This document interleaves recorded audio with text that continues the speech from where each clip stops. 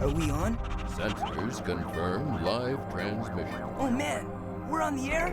How cue me! From the Galaxy Ballroom, high atop the stratosphere.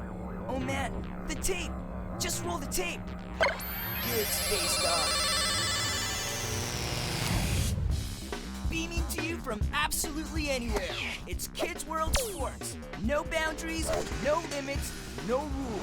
As the KWS Spy in the Sky grabs the action, the drama, and the heroics of kids sports as they're happening all over this wonderful blue planet. Tell them who we are, my robo-rapping MC. On the mic, your host, Switch. I'm his artificially intelligent co-host, Hal.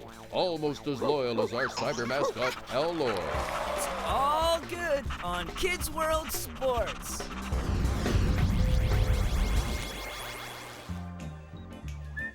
Here's my heat. Hey, slow it down. Well, okay.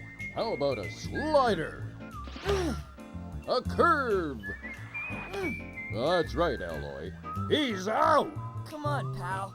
Give me something I can hit. Okay. Very funny, pal.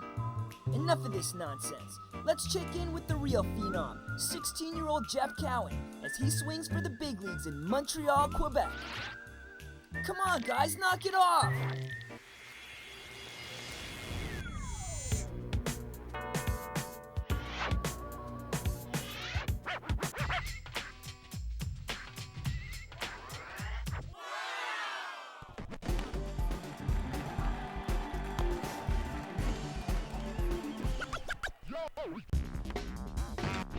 Hi, I'm Jeff Cowan. I'm 16 and I play baseball.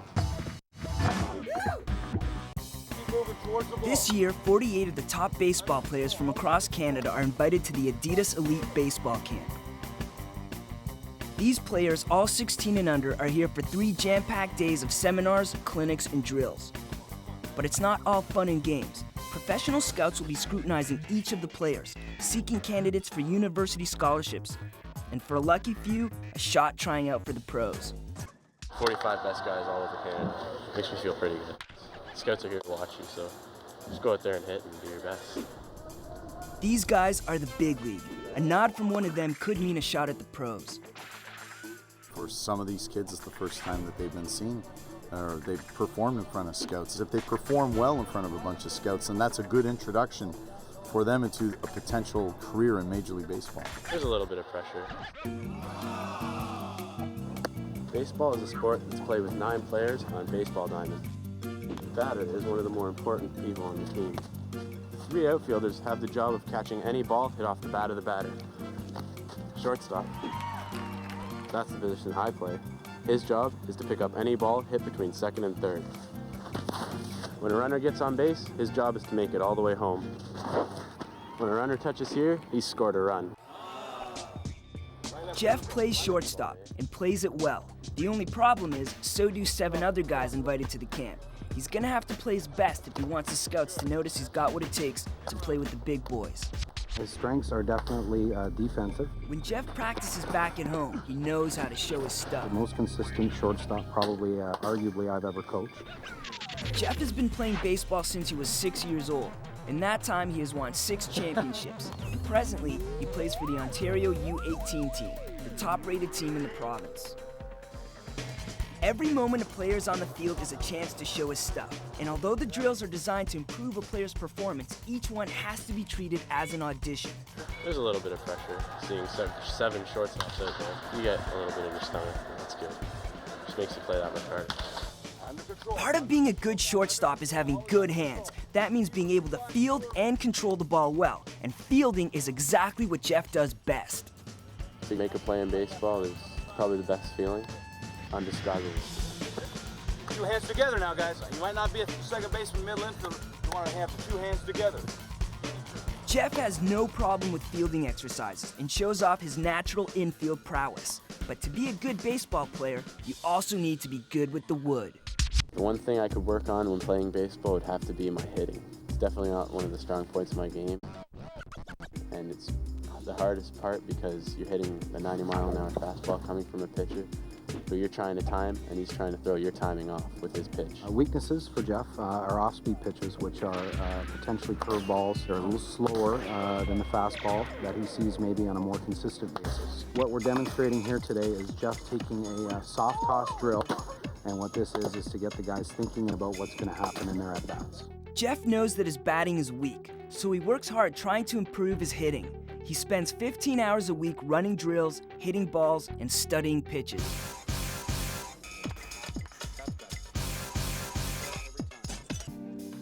At the camp, players work on all aspects of the game, both what they're good at and what needs improvement.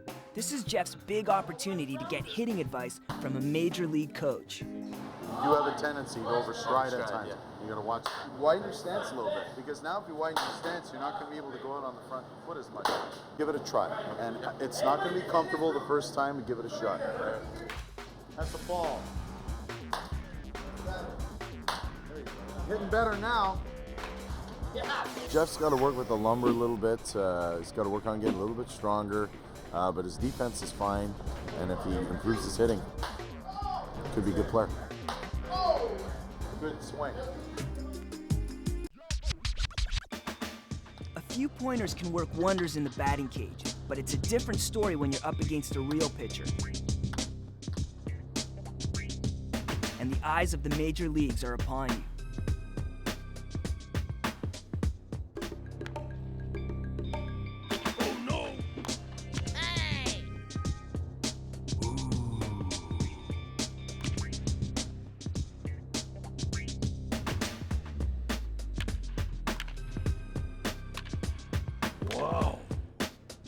You're going to have to work a lot on getting this stronger.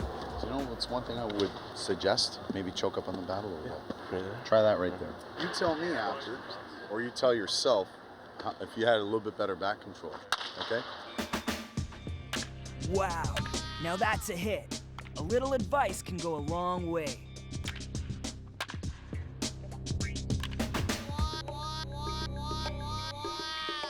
Yeah, Jeffrey Cowan, it's not the first time I've seen Jeffrey. Very smart in the field. He gets a good jump on a baseball, quick release. I'd like to see the bat development, and I'd like to see him maybe develop another step or two on his speed. Camp's going all right now. We have a game tomorrow. Hope to get a few hits in that. Tomorrow is a big day for each of the 48 would-be baseball stars. They'll be split into two teams and play an exhibition game. It'll be their last chance to strut their stuff and try to impress the coaches and scouts. When we come back on Kids World Sports.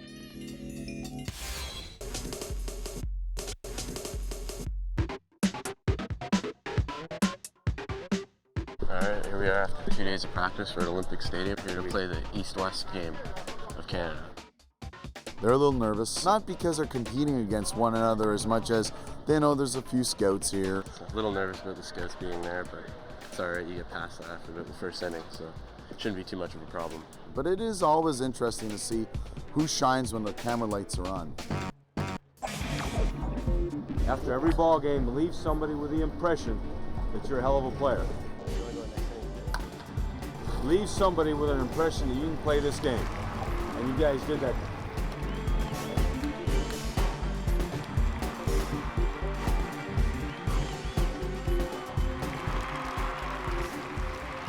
The boys are giving 110%. Each player gets a chance at their position. Now it's Jeff's time to shine.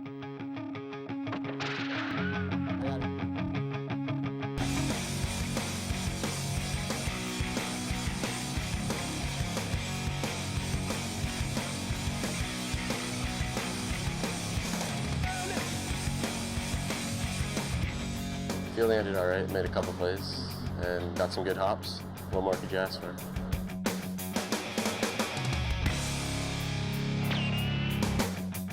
Jeff's team has retired the West. Now they're up to bat.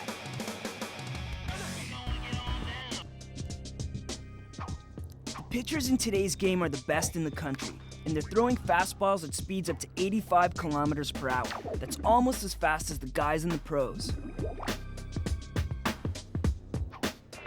If a batter gets 4 balls, he gets on base. If he gets 3 strikes, he's out. There are 25 pitchers at this camp, and all of them want to get noticed.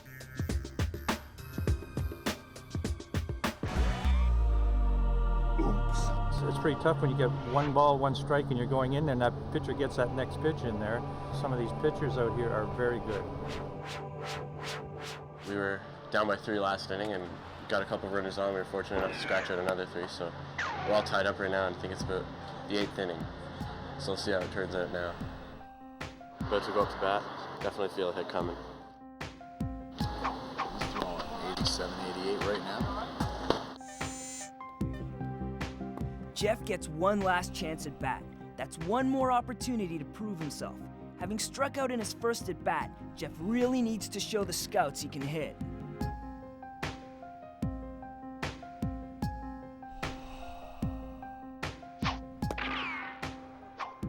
Scouts are here to watch you, so watch you. My hitting. Definitely not one of the strong points of my game. It's my game. Jeff's got to work with the lumber a little bit.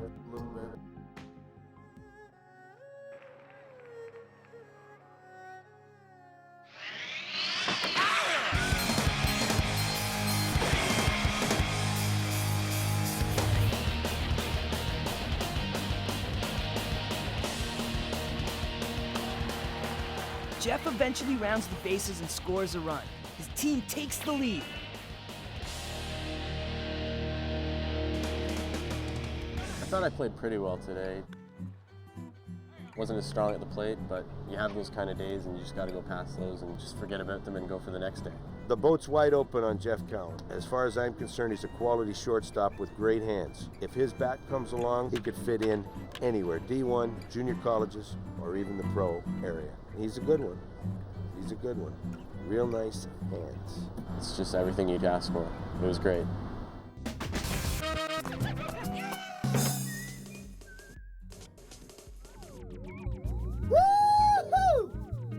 Oh no, what's he up to now?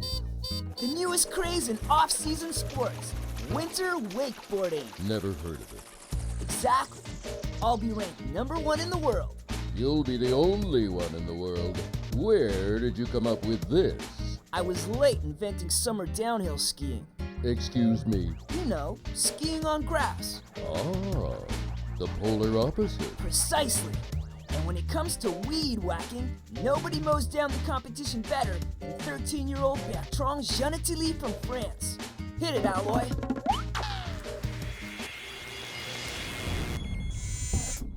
In the southern Alps of France, some of the best skiers in the world hit the slopes all winter long. But what happens in the summer when the snow melts? Hello, my name's Bertrand. I ski. Sometimes I ski on grass. Montreal, France, hotbed of grass skiing and home to one of the biggest summer downhill events in all of France, the National Ski on Grass Championships. Competitors from all over the country are here to practice for tomorrow's competition, including last year's champion, Bertrand Gentiletti. Skiing on grass is a downhill sport, so it borrows a lot of the techniques from snow skiing. Anyone good at snow skiing will be a better grass skier. And good he is. Bertrand first strapped on his skis when he was 11 years old. Since then, he's won over 27 titles, including the 2002 Skiing on Grass Championships.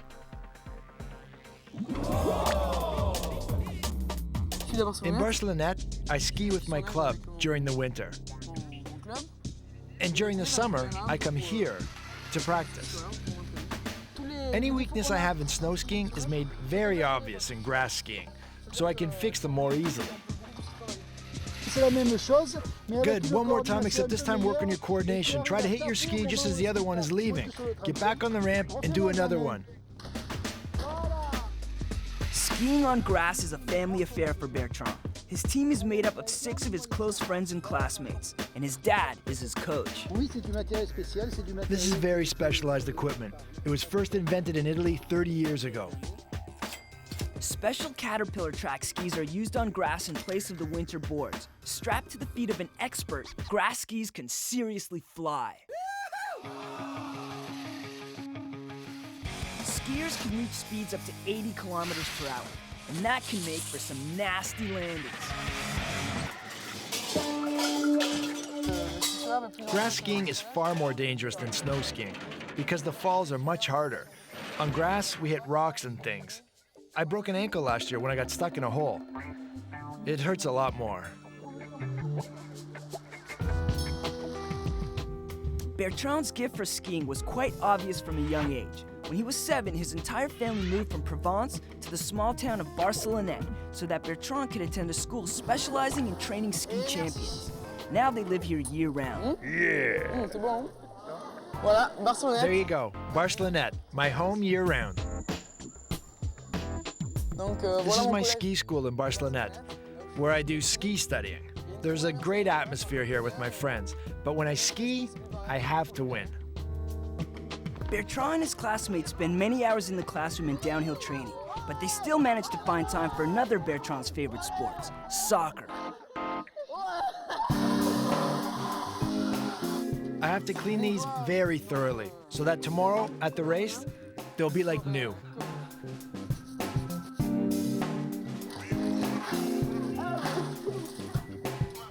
The plastic is used to keep grass from mixing with the grease and fouling up the tracks of the skis. Otherwise, the ski will be damaged and won't roll as fast. Now we must ensure after cleaning and wrapping the ski that the track is nice and loose, so it will run quickly. He's pretty cool, my dad. Yeah, I got a good one with this kid. You said it. Here you go. This is a grass ski. The wheels, the track, the cleats, all this turns. And those are for the winter. This is my room, overcrowded with posters. I love big, fast cars. Anything that goes fast, I like. If I didn't, I wouldn't still be doing this. You're still a little slow on your transitions here. Yeah, I've been working on that this summer. Yeah, there you go. That's much better. Next winter will be much improved. Winter skiing is still Bertrand's greatest passion. He first started grass skiing to keep in shape and train for winter. But the more he wins, the more his passion for skiing on grass grows. Tomorrow, Bertrand will get to put some of his winter technique to summer use as he defends his grass skiing championship. Coming up on Kids World Sports.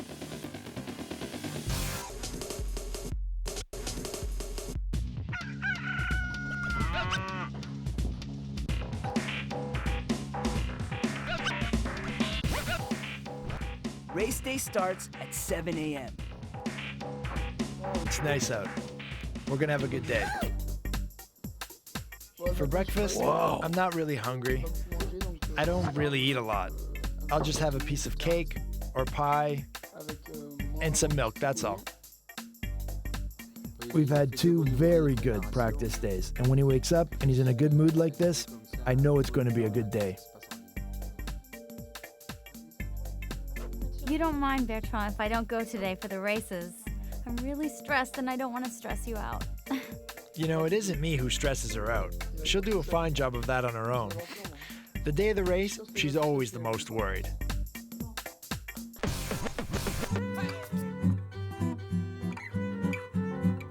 These are my fastest skis.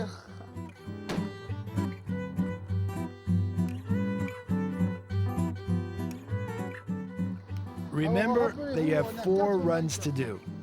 Our best chance of getting on the podium is to finish. Our competitors make grass skiing a specialty, which isn't our case. They are stronger, but they fall. So what I ask of you is to finish all your runs safely, just get to the end, and with that, we'll have good results. All right, let's go.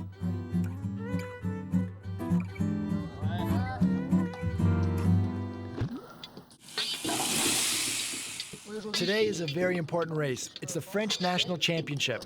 I have a title to defend, and it's a very hard race, not only because of the course, but also because of the competitors. The top skiers in France will be competing in today's race. Unlike Bertrand, some of them devote their time exclusively to skiing on grass. This is a race against the clock. The time from each run is added to the last, and the skier with the fastest time overall wins. A crash can really hurt a racer's time, not to mention his body. Oops. At least I finished. That's all that counts.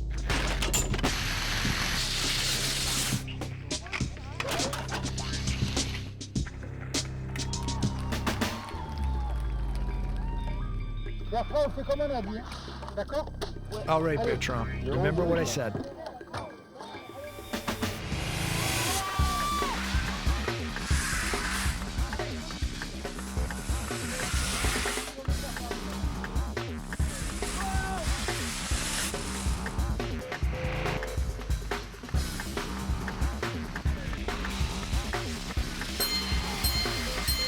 I finished, so I'm happy.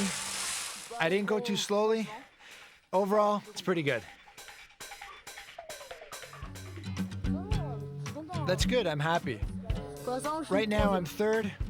I'm heading back up, guys. After his first run, Bertrand sits in third place. He can't play it safe for a second run. He'll really have to push it if he hopes to retain his title.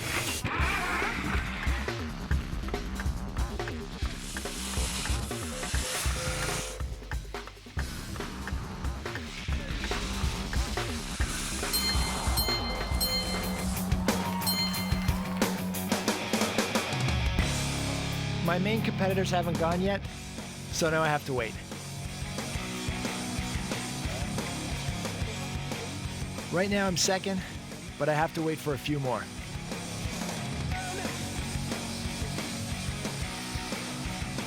Wow, that's pretty good.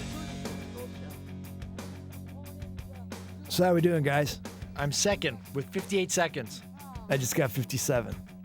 57? Oh no, 57? He just beat me. Nah, no big deal. Third place. It's not bad. This is good. Skiing on grass is good, but I still prefer snow.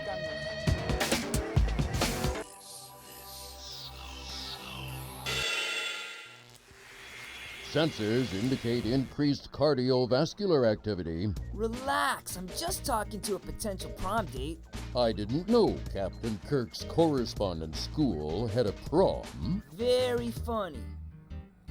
Oh man, she just shared a file with me. That's heavy. Hey, I just crashed. What the? Communication was broken as ground control has entrusted me as the senior mission specialist to monitor all outside communication. Why? She was just a girl, for crying out loud. I have no idea of her signal origin, nor do I have a complete backgrounder on Pammy. Her name's Tammy, with a T. No, whatever. She's not cleared for open line chatter. She was going to get me through my calculus final. Sammy is not cleared for tutorials in this quadrant. That's Tammy!